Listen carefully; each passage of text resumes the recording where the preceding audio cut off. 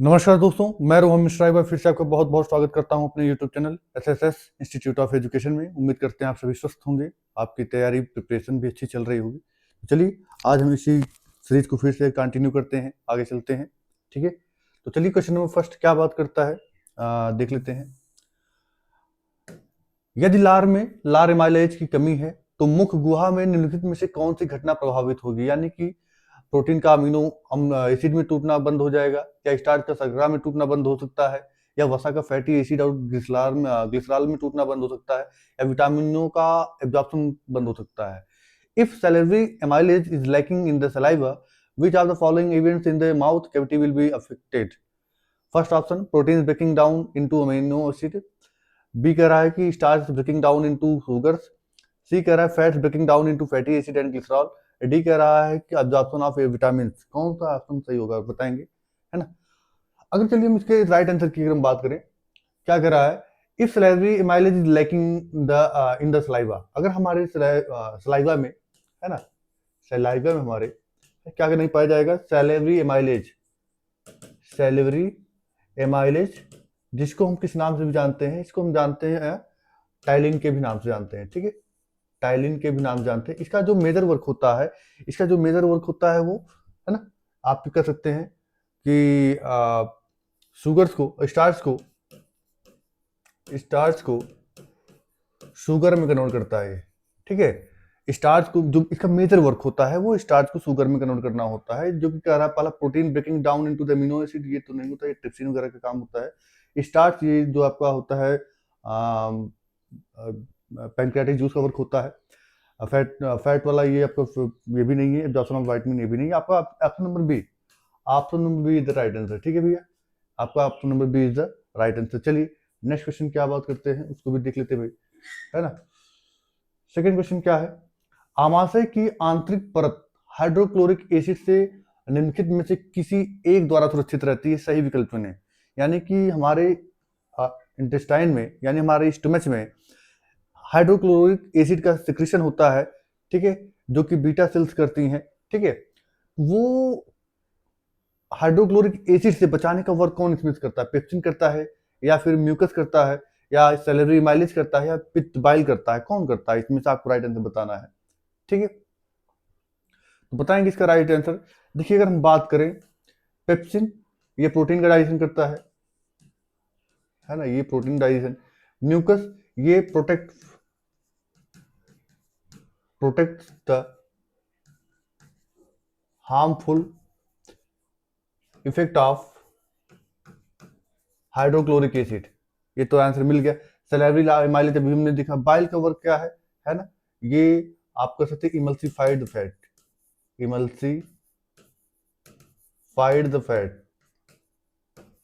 ना, ये emulsified fat को करता है। तो आज सारी चीजें देख चुके होंगे। तो इसका जो राइट आंसर क्या होगा, म्यूकस की हमारे इंटेस्टाइन में लेयर पाई जाती है, जो क्या करता है, हाइड्रोक्लोरिक एसिड के जो हार्मफुल इंपैक्ट उससे बचाने का वर्क करता है। ठीक है, तो आपको राइट आंसर क्या जाएगा, बी जाएगा। चलिए थर्ड क्वेश्चन क्या बात कर रहा है। थर्ड क्वेश्चन, आहार नाल का कौन सा भाग यकृत से पित्त प्राप्त करता है? यानी which part of the alimentary canal receives bile from the liver? Easy question है ना। तो बताएंगे कि कौन सा पार्ट है भाई, है ना, हमारे एलिमेंट्री कैनाल का वह कौन सा पार्ट है जो बाइल जूस को रिसीव करता है? स्टोमच करता है, या स्मॉल इंटेस्टाइन करता है, या लार्ज इंटेस्टाइन करता है, या एसोफेगस करता है? बताएंगे राइट आंसर, है ना। राइट आंसर बताएंगे भैया इसका क्या होगा। ठीक है, अगर हम इसके राइट आंसर की बात करें, इसका जो राइट आंसर है वो विच part of the alimentary canal receive the bile from the liver, ये आपका जाएगा स्मॉल इंटेस्टाइन। ठीक है, स्मॉल इंटेस्टाइन। ठीक है, option number B is right answer. ठीक, स्मॉल इंटेस्टाइन एक्चुअली ये लार्ज मतलब लंबी होती है। लार्ज इंटेस्टाइन इसके डायमीटर बड़ा होता है, इसीलिए इसका जो है लार्ज इंटेस्टाइन नाम दिया गया है। ये लॉन्ग होती है। ठीक है, स्मॉल इंटेस्टाइन लॉन्ग होती है, लंबाई में अधिक होती है। ठीक है, एसोफेगस यहाँ पर कोई डाइजेशन नहीं होता, ये चीज ध्यान रखिएगा। स्टमक एक बड़ा पार्ट है इसका, जहां पर सारी चीजें होती हैं। चलिए क्वेश्चन नंबर 4 क्या बात कर रहा है, चावल के पानी में आयोडीन के घोल की कुछ बूंदें डाली गई, घोल का रंग नीला काला हो गया। यह दर्शाता है कि चावल के पानी में है क्या है ना, जटिल प्रोटीन है, यानी कॉम्प्लेक्स प्रोटीन है, या सिंपल प्रोटीन है, या फैट है, या स्टार्च है? बताएंगे भाई राइट आंसर इसका। A few drops of iodine solution were added to rice water. The solution turned blue black in color. This indicates that rice water contains complex protein. बताएंगे right answer क्या है ना? फटाफट से देखिए, अगर हम बात करें, अगर हमारे पास क्या है, आयोडीन सॉल्यूशन है, उसको है ना चावल के साथ ऐड किया जाता है, तो अगर ये ब्लू ब्लैक कलर दे रहा है, क्या कौन सा कलर दे रहा है, blue black colour in the colour, तो इसका मतलब डेफिनेटली होगा यहाँ पर स्टार्च का होगा, क्योंकि स्टार्च ही ऐसा ब्लू ब्लैक कलर दे सकता है आयोडीन साथ, अदर कोई नहीं दे सकता। Option number D is the right answer. D आपका राइट आंसर है। चलिए क्वेश्चन नंबर 5 क्या बात करता है, आहार नाल के किस भाग में भोजन अंततः पचता है? In which part of the lymphatic canal food is finally digested? बताएंगे फाइनल डाइजेशन कहां होता है फूड का, है ना? बताइएगा इसका राइट आंसर क्या होगा। अगर हम बात करें विच part of the lymphatic canal food is finally digested, ये राइट आंसर होगा आपका क्या, माउथ? नहीं भाई, रुको, इसमें स्टोमच से नहीं होता है ना, स्टोमच से नहीं होता, माउथ ये भी नहीं होता है, स्मॉल इंटेस्टाइन देखते हैं, लार्ज इंटेस्टाइन भी ये भी नहीं होता है, ठीक है।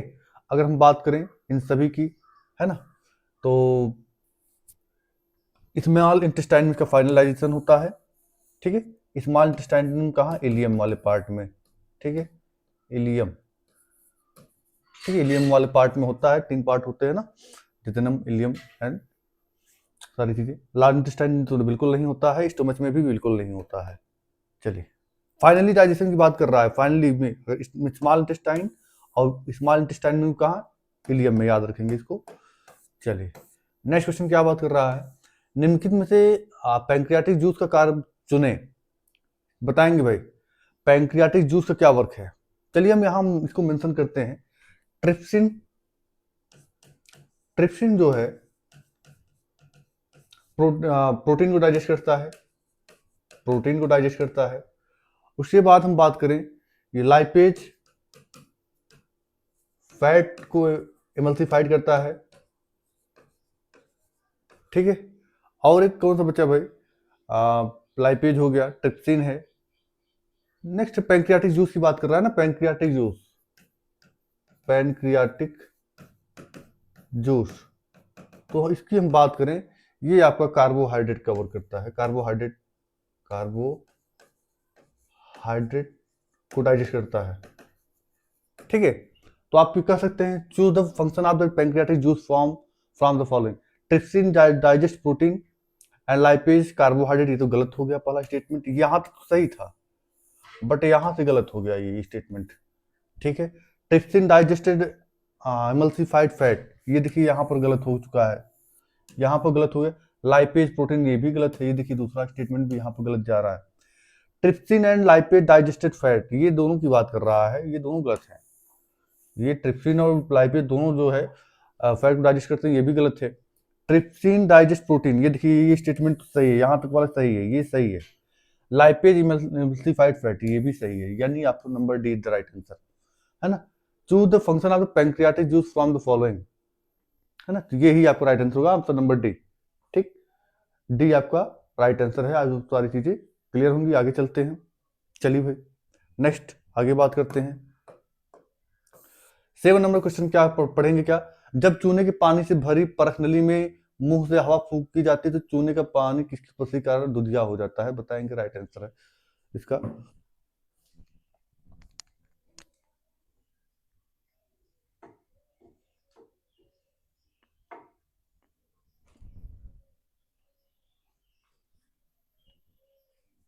बताएंगे भाई इसका राइट आंसर क्या है।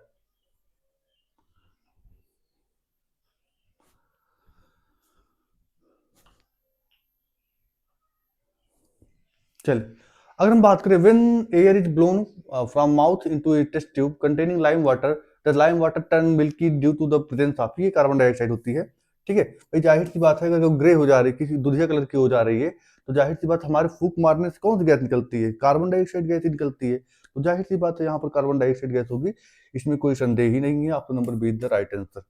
चलिए नेक्स्ट क्वेश्चन क्या बात कर रहा है, क्वेश्चन नंबर 8 पढ़ेंगे ध्यान से। निम्नलिखित में से कौन सा वायवीय श्वसन के लिए सबसे उपयुक्त है? इसको भाई इंग्लिश में देख लेते हैं। चलिए, which are the following is most appropriate for aerobic respiration, aerobic respiration की बात कर रहा है, बताएंगे। अगर हम एरोबिक रिस्पायरेशन की बात करें, फर्स्ट ऑप्शन क्या कह रहा है कि ग्लूकोज माइटोकॉन्ड्रिया में डाइजेस्ट होता है, पायरुवेट में कन्वर्ट होता है, ये सही बात है। ग्लूकोज माइटोकॉन्ड्रिया में डाइजेस्ट होता है, ये गलत है, ये यहीं से गलत हो गया, ये साइटोप्लाज्म में होता है। ग्लूकोज इन साइटोप्लाज्म, ठीक है। Pyruvate in mitochondria, CO2 H2 plus energy, ठीक है। देखते हैं CO2 glucose in cytoplasm pyruvate plus energy, ये तो गलत हो गया, ठीक है। Glucose in cytoplasm pyruvate plus energy, ये भी गलत है। Option number B is the right answer, ठीक है भैया। ग्लूकोज डाइजेस्ट होने का प्रोसेस कहाँ होता है? साइटोप्लाज्म में। डाइजेस्ट होने के बाद कन्वर्ट होता है पायरुवेट में। पायरुवेट जो है कहाँ बनता है? माइटोकॉन्ड्रिया के अंदर बनता है। अब ये माइटोकॉन्ड्रिया के अंदर जब पायरुवेट किस फॉर्म में टूटेगा? कार्बन डाइऑक्साइड में टूटेगा और लार्ज अमाउंट में एनर्जी रिलीज होती है। आप कह सकते हैं 38 ATP के मॉलिक्यूल यहाँ रिलीज होते हैं, ठीक है। तो एरोबिक रिस्पायरेशन एनर्जी के लिए मेजर वर्क होता है, मेजर रिस्पॉन्सिबल होता है उसके लिए, ठीक है। तो option number B is the right answer, ठीक है। चलिए नेक्स्ट क्वेश्चन बात करते हैं। नेक्स्ट क्वेश्चन क्या कर रहे हैं? 9 नंबर। श्वसन के संबंध में निम्नलिखित में से कौन सा कथन सत्य है? पहला है श्वास लेने के दौरान पसलियां अंदर की ओर उठती हैं और डायफ्राम ऊपर उठता है। फिर क्या कर रहा है? वायु कोशिकाओं में गैसों का आदान प्रदान होता है, अर्थात वायु कोष्ठी वायु से ऑक्सीजन रक्त में और रक्त से कार्बन डाइऑक्साइड वायु कोष्ठी वायु में विसरित होती हैं। तीसरा कह रहा है हीमोग्लोबिन में ऑक्सीजन की तुलना में कार्बन डाइऑक्साइड के प्रति अधिक आकर्षण होता है। हीमोग्लोबिन में ऑक्सीजन की तुलना में कार्बन डाइऑक्साइड के प्रति अधिक आकर्षण होता है। फिर 4 क्या कह रहा है? वायु कोशिकाओं गैसों के आदान प्रदान के लिए पृष्ठीय क्षेत्रफल बढ़ाती हैं। पढ़ेंगे ध्यान से, इंग्लिश में भी देख लेंगे भाई, इसको ध्यान से देख लीजिएगा क्या राइट आंसर इसका। चलिए इसके हम राइट आंसर की बात करें। Which are the following statement is true about respiration? During inhalation ribs moves inward. सांस लेते समय ये जो हमारा रिप्स है वो इनवर्ड जाता है, ये तो गलत है भाई। ये जब हम सांस लेते हैं तो हमारा जो रिप्स है वो अपर साइड जाता है, आउटवर्ड जाता है, ये गलत स्टेटमेंट है, पहला तो गलत है। इन the alveoli exchange of gases take place, that is oxygen from alveolar air into diffuses into, इसको अभी पेंडिंग रखते हैं। Blood and carbon dioxide from blood into alveolar air, ठीक है। फिर थर्ड ऑप्शन क्या कर रहा है? Haemoglobin has a greater affinity for carbon dioxide than oxygen.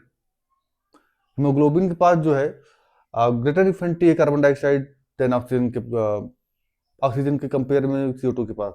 D क्या कह रहा है कि alveoli increases surface area exchange of gases, ये तो सही है। फोर्थ वाला स्टेटमेंट एकदम सही है, यानी दूसरा और तीसरा तो एकदम कट गया है, ठीक है। फर्स्ट स्टेटमेंट तो गलत था, यानी सेकंड एंड फोर्थ ऑप्शन किसमें है भाई?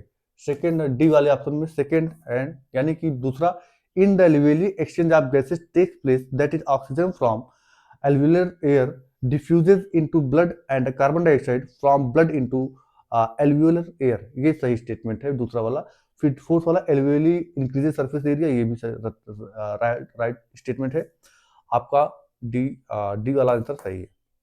नेक्स्ट क्वेश्चन क्या बात कर रहा है? श्वास लेते समय वायुमार्ग का सही क्रम क्या है? श्वास लेते समय वायुमार्ग का सही क्रम क्या है? चलिए बताएंगे। Which of the correct sequence of the air process during inhalation? बताएंगे भाई। फर्स्ट ऑप्शन क्या कर रहा है? नॉस्ट्रिल्स, फिर लैरिंग्स, फिर फेरिंग्स, फिर then trachea the lungs. B कह रहा है नासल पासेस, फिर ट्रैकिया, फिर फेरिंग्स, फिर लैरिंग्स, फिर एल्वियोली। सी कह रहा है कि लैरिंग्स, नॉस्ट्रिल्स, फेरिंग्स, लंग्स। फिर डी कह रहा है nostrils, pharynx, larynx, trachea, alveoli. मिलाएंगे भाई, है ना, हिंदी में भी है, देख लेंगे राइट आंसर इसका क्या हो सकता है। देखिए अगर हम इसके राइट आंसर की बात करें, चलिए मैच करते हैं। देखिए नासिका के बाद तुरंत स्वरयंत्र आ जाता है, ये तो गलत है। इसके बाद आपका आएगा क्या? फेरिंग्स आता है। नासल पासेस पहले ही आ जाएगा, फिर श्वास नली आएगी, फिर फेरिंग्स आए, फिर लैरिंग, ये तो गलत हो गया, हटाओ। लैरिंग्स नॉस्ट्रिल्स, ये गलत है। नॉस्ट्रिल पहले आएगा फिर लैरिंग्स आएगा। नॉस्ट्रिल्स पहले आता है, ये सही है। फिर फेरिंग्स आता है, ये भी सही है। फिर लैरिंग्स आता है, ये भी सही है। फिर ट्रैकिया, ये सही है। Alveoli, option number D, option number D is the right answer. आपका जो डी वाला ऑप्शन है वो एकदम सही करेक्ट सीक्वेंस है, ठीक है। तो ये आपका option number D the right answer, ठीक है। आगे बात करते हैं, चलिए आगे बस यहीं तक, मिलते हैं नेक्स्ट वीडियो में। बहुत बहुत धन्यवाद। लाइक शेयर सब्सक्राइब करना ना भूलिएगा। मिलते हैं नेक्स्ट वीडियो में।